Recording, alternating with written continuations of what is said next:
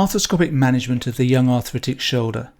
In this talk we're going to deal with primary osteoarthritis, and within the group of young arthritics there's a disproportionately large subgroup of patients that have had problems with previous instability, and particularly patients that have had surgery and have developed a post-capsulorrhaphy arthritis.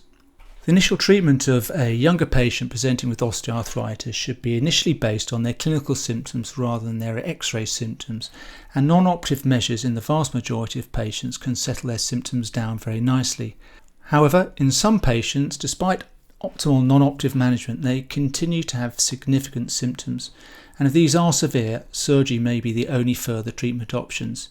In very severe cases, proceeding straight to an arthroplasty may be the only surgical option. However, in the majority of patients, arthroscopy offers an intermediate minimally invasive option, and in suitable patients this can settle their symptoms down indefinitely. However, if their symptoms do drop back, there is an option of either repeating the arthroscopy or ultimately proceeding to an arthroplasty, having not queered the picture in any way with the previous surgery. Within the young arthritic group, there is a subgroup of patients that may have very severe osteoarthritic change, but due to a number of circumstances, perhaps their age and the type of work that they do, although an arthroplasty is likely to give them the best option, this may not be suitable for them at that time. So in certain circumstances, undertaking an arthroscopy really more as a temporising measure, knowing that in a couple of years they may need to proceed to a definitive arthroplasty. So there are a number of different indications for using arthroscopy in the young arthritic shoulder, and there are a number of different procedures. Debridement and removal of loose bodies, and at the same time addressing any associated pathology, for certain patients with relatively mild arthritic change can give very good symptomatic relief. This can often prevent them ever requiring an arthroplasty, but if they do, this won't queer the pitch for any other surgery. For patients that have had previous instability problems, there are often associated chondral lesions and other problems, perhaps to do with retained metalwork, that can be addressed arthroscopically. This may in fact delay the progression of their arthritis, so it may actually in some instances prevent them actually ever requiring a procedure, but if they do, it may actually help to do this procedure more successfully. I've mentioned glenoid resurfacing, which really is a historic procedure. This was quite popular about 10 years ago, but hasn't really stood the time. And then there's a group of patients who have got very severe arthritis that I mentioned earlier, where a CAM procedure, which can address the more significant arthritic change, can offer a temporising procedure. So for these patients, it is likely that they will need an arthroplasty in the relatively near future, but by undertaking a CAM procedure, this may give them some good symptomatic relief so they can carry on with their job for a number of years before actually having to have a joint replacement. A pure arthroscopic debridement is thought to help by diluting degenerative enzymes that are within the shoulder. However, in truth, there are very few situations where a pure debridement is undertaken, and actually there are no series of isolated glenohumeral debridements. Most series will have additional procedures where they've addressed other soft tissue pathology, a biceps tenotomy, a capsular release, or an ASD. This is a study that I quite like that was undertaken by Van Thiel et al. In 2010 in Chicago. It's a retrospective study where they had 81 patients with osteoarthritis on whom they undertook debridement.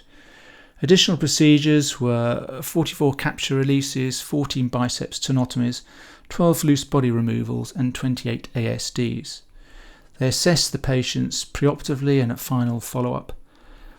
They did an interesting preoperative X-ray assessment, so they looked at joint space narrowing, and the scoring system they used is a system that was described by Samuelson and Preto, which was really described for dislocation arthropathy of the shoulder. And actually I think this is quite useful. So a grade 1 has osteophytes that are less than 3 mm, grade 2 are osteophytes between 3 and 7 mm, and grade 3 are osteophytes that are larger than 7 mm on both the humeral and glenoid side. 71 patients were available at final follow-up with a mean age of 47 years. 16 of the patients had gone on to a shoulder replacement in the study time at a mean of 10.1 months, but there were 55 patients at the time of follow-up who hadn't had an arthroplasty, and the mean follow-up was 27 months. Their results were surprisingly good, with a statistical improvement in all of the parameters apart from their SF12. And interestingly, they had a very good improvement, I felt, with regards to range of motion. So they had an average improvement of about 20 degrees in both flexion, abduction and external rotation that was maintained at final follow-up. One of the most useful takeaway points from this study is when they looked at their preoperative x-rays and they compared those from the arthroplasty and the non-arthroplasty group. In the arthroplasty group, the joint space was an average of 1.5 millimeters and their x-ray grading was 2.5, whilst in the patients that had had a successful arthroscopy, the mean average was 2.6 and their grade was 1.9. In their conclusion, they felt that patients with residual joint space and an absence of large osteophytes can avoid arthroplasty and have increased function with decreased pain after arthroscopic debridement.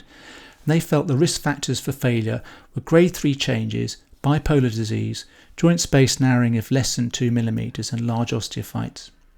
Sometimes it's important to think about concomitant pathology. This is a patient that had had a plain x-ray and was known to have osteoarthritis and had been treated by the physiotherapist for a long time with regards to this, and really the symptoms hadn't settled in at all. They were sent to me for consideration of a joint replacement. However, when we undertook an MRI scan and you actually clinically looked at them, most of the symptoms were associated more to do with the rotator cuff. And actually this patient really had a rotator cuff pathology, and their osteoarthritis was probably an asymptomatic associated sign. So in this instance, arthroscopic treatment of their rotator cuff settled their symptoms down, and actually their arthritis was of secondary importance. Sometimes it can work the other way round. This patient was being treated for a high-grade partial thickness tear and had failed all non-operative measures, so we decided to go to arthroscopy. But at arthroscopy found the most striking feature was this large central full thickness erosion in the humeral head. So they also had osteoarthritis, so it's important to actually look for that. So although we'd repaired the rotator cuff, it's important to record this because the patients may not do that well just from their rotator cuff repair because they also have arthritis. The other area to be wary of is frozen shoulder and osteoarthritis. So traditionally, osteoarthritis on an x-ray has been considered a differential diagnosis for a patient with a frozen shoulder. However, it's important to take this into context. So a patient who's in the frozen stage or their painful stage of their frozen shoulder and has really got minimal glenal humeral movement, if they've only got modest osteoarthritis, it may well be that the frozen shoulder is the problem, and this shouldn't be ruled out. So in certain patients, I consider undertaking a selective hydrodistension. So these are patients who I feel their range of motion is disproportionately severe compared to the amount of arthritis on their x-ray, and often that their pain is more severe. The nice thing about the hydrodistension is it doesn't really burn any boats, so the worst it's going to do is nothing. In 1978, Havelius, who was an orthopaedic surgeon in Sweden, undertook a prospective study looking at 257 first-time anterior dislocators. This really became his lifetime work, and in his retirement he did a 25-year follow-up. Very interestingly, he found that 66% of the patients had developed radiological evidence of arthritis, and 34% of these were moderate to severe, although this didn't necessarily correlate with their clinical symptoms, but certainly was very, very much higher than an age-matched control. He found that poor prognostic indicators were pre-existing osteoarthritis at the time of dislocation, multiple dislocations, and actually surgery. So particularly non-anatomical stabilisations, so stabilisations such as the putty plaque procedure, which are pretty much historic now. But in this procedure, they really tightened the anterior capsule, so they actually sublux the humeral head slightly posteriorly, so that you got point loading of the humeral head on the posterior glenoid, and ended up with this classic biconcave glenoid with accelerated arthritis. And the other issue is metalwork. So we know any metalwork around the glenoid, screws or metal anchors, will predispose to developing an advanced degenerative osteoarthritis. So the management of OA following instability is really the same as management for OA in any young arthritic. So initially non-operative, but if this fails, then operative. So the type of lesions that we may come across are focal chondral lesions, such as a GLAD lesion, which is something that you actually may notice at the time of doing a stabilisation. So in this situation, you may consider actually bringing the capsule up over the exposed articular cartilage over the front of the glenoid, or possibly considering a microfracture. And if there are any focal lesions in the humeral head, microfracture can also be undertaken. Contained osteochondral defects are unusual and difficult to treat arthroscopically. Uncontained osteochondral defects can lead to continued instability and an acceleration of osteoarthritis. This is a patient who'd had a previous stabilisation that came to see me, and you can see that they've already developed a fairly significant arthritic change. The main problem was with pain and an element of instability. In this situation, we undertook an arthroscopic bone block procedure using suture buttons. This was able to stabilise the patient's shoulder and actually significantly improve their symptoms. However, they will definitely require some form of arthroplasty down the line. However, the nice thing about this procedure is that we did increase the bone stock in the anterior glenoid, and actually by using suture buttons rather than metal work, it is less likely to cause issues down the line when they do come to arthroplasty. Additional procedures when undertaking a debridement may be removing any screws that go through the glenoid. These are going to be particularly difficult to take out at the time of arthroplasty. And although the Petit-Plout procedure has now become a partly historic procedure, there are many patients around that did have this procedure when they were younger. So you do see patients with this biconcave glenoid. One option is that you can undertake an arthroscopic chondroplasty where you burr away the centre of the glenoid, so you try to recreate the cup shape of the glenoid. Coupled with this, you may consider either a subscapularis lengthening or a capsular release to try and rebalance the shoulder. So certainly this operation isn't going to be definitive, but it may actually help with regards to pain management for a certain amount of time and possibly make an arthroplasty easier. Instability patients with osteoarthritis can go on to severe global degenerative changes, which is really a common pathway for all younger patients with severe osteoarthritis. So these are really the grade 3 patients that we saw in the study earlier by Van Thale that didn't actually do too well with arthroscopic surgery. In 2013, Peter Millett described the complete arthroscopic management procedure, which is really aimed at these patients at the more severe end of osteoarthritis. So the procedure includes removal of loose bodies, a humeral osteoplasty, so actually removing these large osteophytes, a circumferential capsular release, an associated microfracture, axillary nerve neurolysis, a biceps tenodesis, an ASD or AC joint, so really addressing all pathology that might be in the shoulder. The results of his initial series are very encouraging. There were 29 patients, which was 30 shoulders, with a minimal follow-up of 2 years. The average age was 52 years. 6 of those patients have progressed to arthroplasty, but 24 patients were still satisfied at the time of follow-up, and their average AS-ES score had risen from 58 to 83.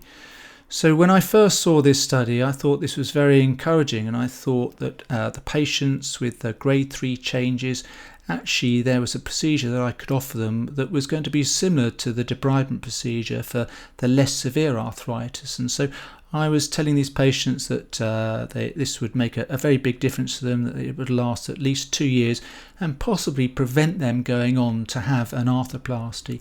However, in my hands that didn't really seem to be the case. Whilst the patients did seem to get some good relief for a couple of years, pretty much all of them had severe symptoms, and most of them ultimately went on to have an arthroplasty.